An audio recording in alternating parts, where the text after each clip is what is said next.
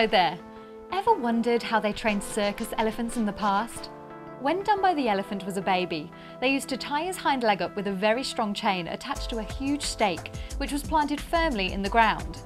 Whenever Dumbo tried to move beyond a certain point, the combination of the chain and the stake in the ground would nearly pull his leg off. After trying many times to move beyond the length of the chain, Dumbo did what many of us do when we try and fail. He gave up. But Dumbo eventually grew into a huge bull elephant, capable of pulling hundreds of stakes out of the ground with a single movement of his leg. But he never did.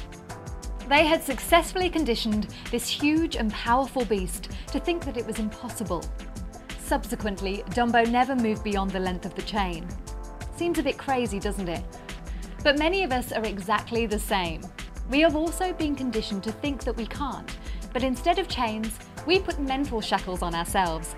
And like Dumbo, we never try to leave the area beyond those shackles.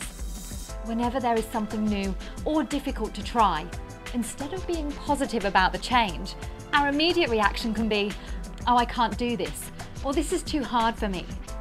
Through our lives, we have been conditioned by parents, our teachers, our friends, by society in general, to look for the negative instead of the positive in nearly everything we do.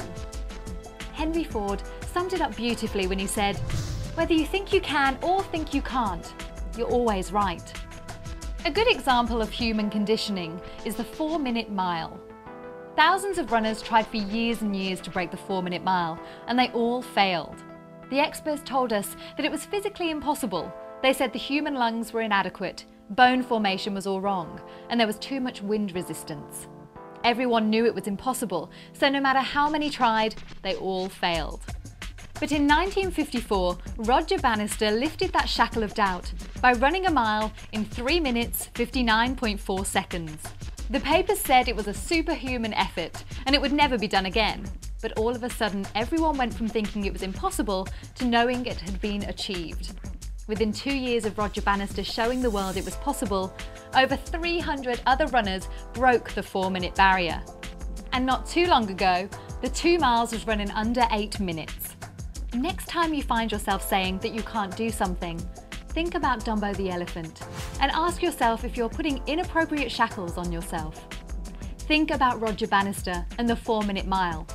Don't worry about failing. Think about the opportunities you may miss if you don't even try. Happy selling!